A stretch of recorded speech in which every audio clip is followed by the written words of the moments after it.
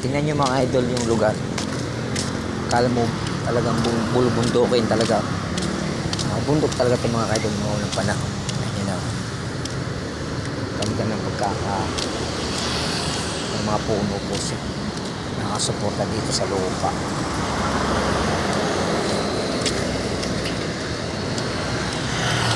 Kasi yan na po yung libingan ng bayani. Ayan, nakabakot na yan.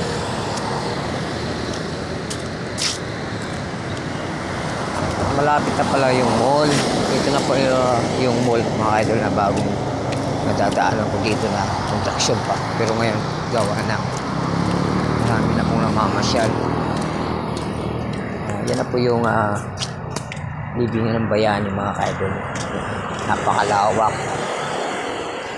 Pero ayun o, kitang-kita po natin yung mga cross sa may bandang dulo na yun. Yan. Ganda ng lugar, lawak ng ano.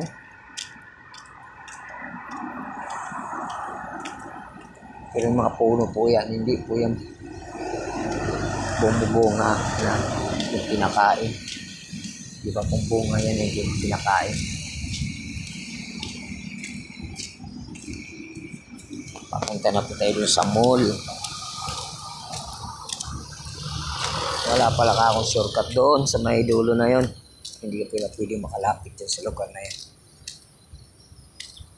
Full mall na po yan mga idol. Thank you for watching mga idol. Hanggang dito na nga aking nating video. Meron pa rin pala dito mga simpleng bahay yan.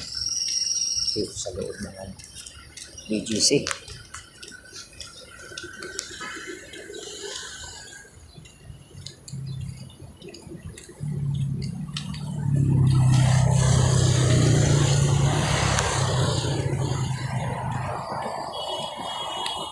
Malapit lang pala kung lalakarin mga idol.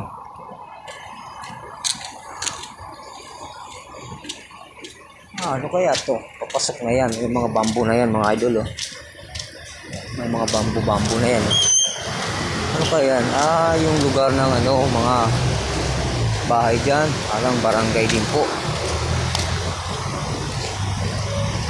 May mga mabibili rin palang mga dyan. Mga kain-kain. Palingkian pala yan. Palingkian pala yan. Ngayon lang ako nakapunta rito. Palingkian din pala po mga kaidol. Makainan. Dami kainan pala.